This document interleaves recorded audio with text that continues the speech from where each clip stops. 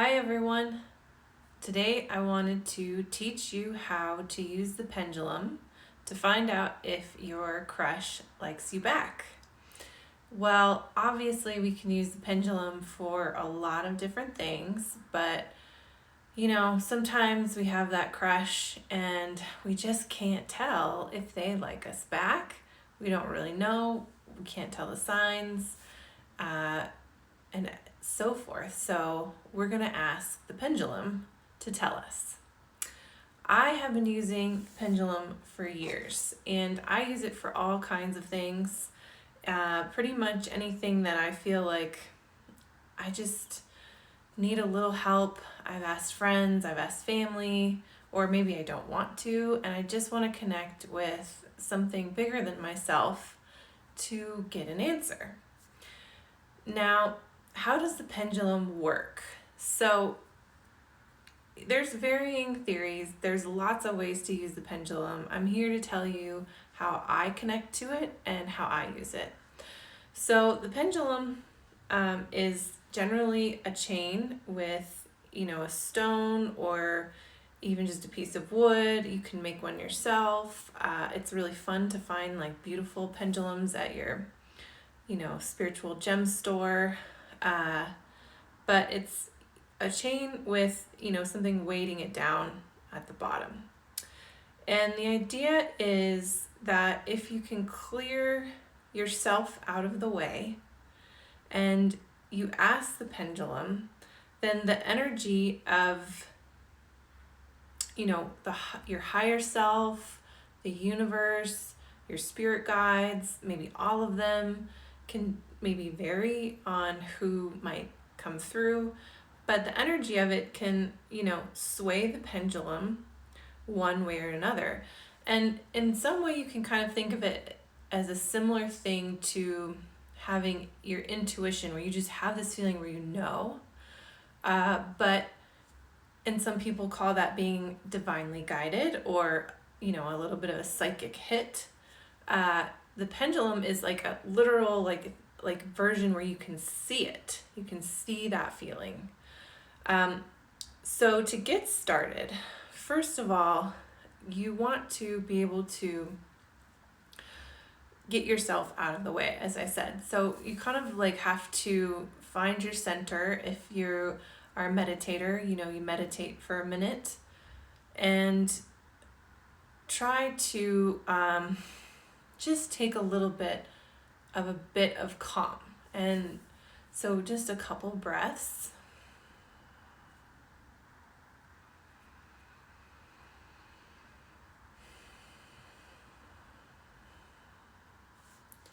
And then we generally ask the pendulum, and it's good to hang it, straight down. For demonstration's sake, I have my arm hanging out, but it might be nice to have a little stability for your arm, something comfortable, but you want to be able to have it hanging straight down.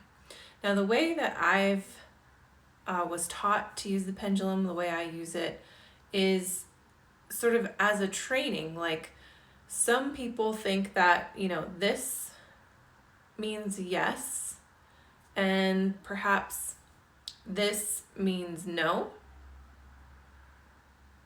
or,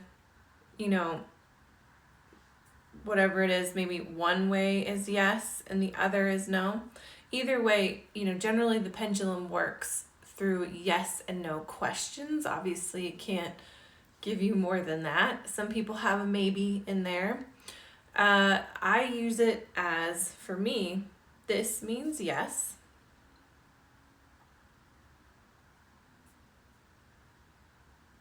And this means no.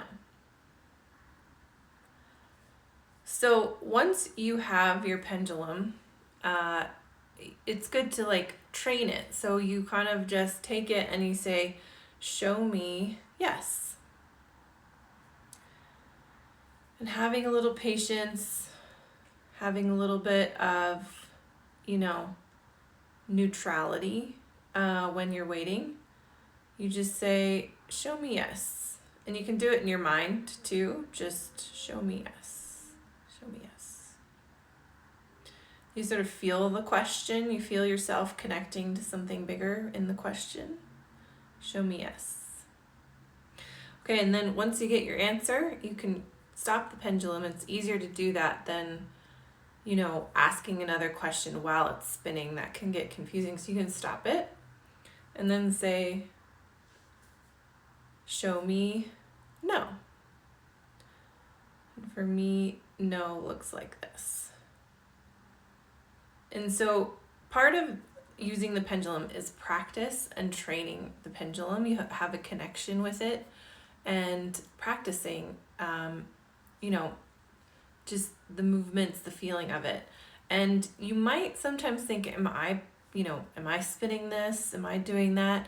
And that just comes with practice. You'll kind of know when you're like having a bias towards it and maybe making it spin yourself. But mostly if you have just patience and you hold it, down and still, eventually it'll just start moving, and you can kind of tell that it's not you exactly, doing the movement. And then from there, once you know your yes and no, then you can keep going with the practice and the training by asking questions that you know the answer to. For example, my eyes are blue. Are my eyes blue? That's a yes. And then you can say, my favorite food is broccoli. That's a no. And you just keep doing that for a while until you kind of have some sense of trust. And it can take a while. You can ask it serious questions too, and have like a lightheartedness about it while you train it. And after a while, it sort of just starts to click. You kind of know, you can kind of feel that, it's what you're meaning to hear or what you're meaning to say. So let's practice with the idea of, does my crush like me back? One of the things to do with the pendulum is to have a sense of openness and gratitude before you start. So one of the things I do is maybe have a little bit of a prayer, just saying, this question is for my highest good. Please, universe, will you help me understand what I need to know? Help me connect with that. Spirit guides, will you help me? Anyone who with my best interests, help me answer this question, please. And that way, one, it connects with, some sense of high vibes, something bigger than ourselves, as well as, kind of knowing that it's not just you, and as well as gratitude of like, thank you for helping me out. And also, not getting invitations to, any idea that you could sabotage yourself or something that's not for your greater good. So we have our little prayer, like, thank you, universe, please help me answer the question for my, highest good. What is good for me to know at this moment? And then you can think of your crush and just ask, does Alex like me back? And you kind of just give it some patience. Now, I don't know an Alex or have a crush on one at the moment, so I'm giving a no, but that's just an example. Now, one of the things I've noticed is that sometimes I don't get an answer, and that can kind of look like it not spinning at all. It can look like it kind of sits there and sort of vibrates, or it goes like spinny and no at the same time. It kind of goes all wonky. And those, to me, when I get those answers, then I think of that, I'm not supposed to know the answer at this time. And I just accept that. Like, telling me yes or no to that answer isn't for my greatest good, and I'll leave it at that. The other important thing to do with the pendulum is not to ask it over and over and over and over again, because then you're sort of sabotaging your own intuition, your own trust and faith in the process. I think it's okay to do, once, maybe later again, or you didn't quite get an answer, or you're feeling stressed, you just know it wasn't, you connecting in. You can come back to it, but let's not ask it, once an hour, twice a day, 3 times a day, when you kind of know you got your answer.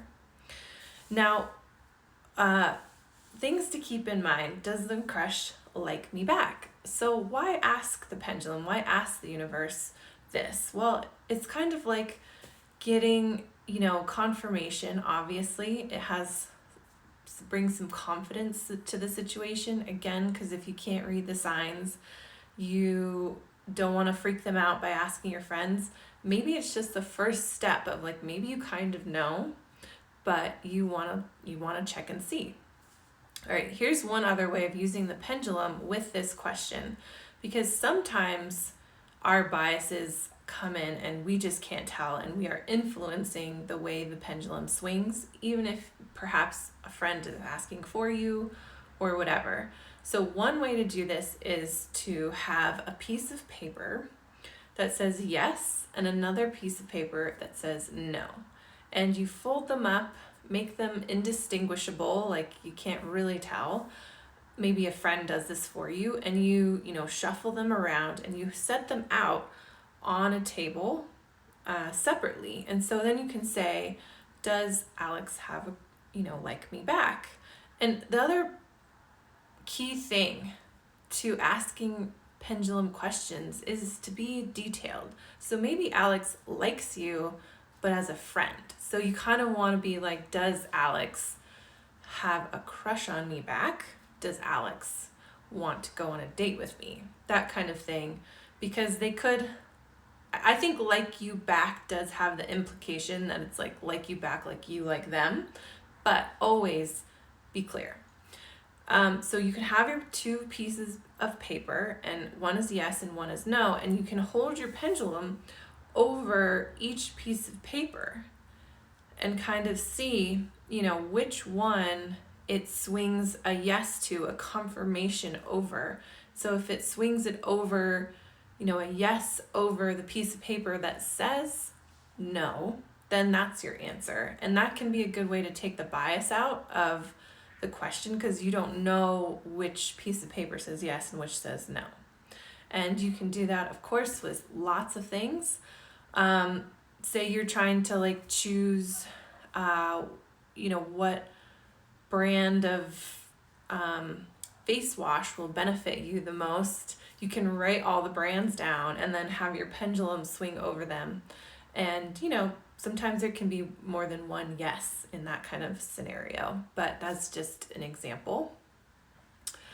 The other thing to keep in mind is that yes is answering for that moment in time. So there's no fixed way of being. Things can change. So maybe today Alex does not like me back, but maybe next week, I've put my time in, I've been flirting, we were partnered in science, and they start to develop feelings, and you kind of can tell. You can ask again next week and the answer could change. Of course, everything can change. So it's good to know when you're asking, does Alex like me back? It's, in that moment of time. The last thing to note when you're asking pendulum if, your crush likes you is to use it as one tool, of course. You just want to know, you kind of want the universe's confirmation or to connect in. But let's have a little bit of boundaries. We don't want to get too intense about it or ask too many times or take it too seriously. It's more of a kind of a confirmation to be like, yes, they like me back. Okay, great. I'm going to ask them out on a date and I'm going to go for it. It's still up to you to make things happen or to let it go. But, it's one thing to do that can be really fun and boost your confidence, or also, let you know if it's time to move on. And it's just like a fun thing you can do with your friends, of course. All right, well, let me know how it works out. Does it confirm if your crush likes you or not? What did you do about it? And how else do you use the pendulum? All right, see ya.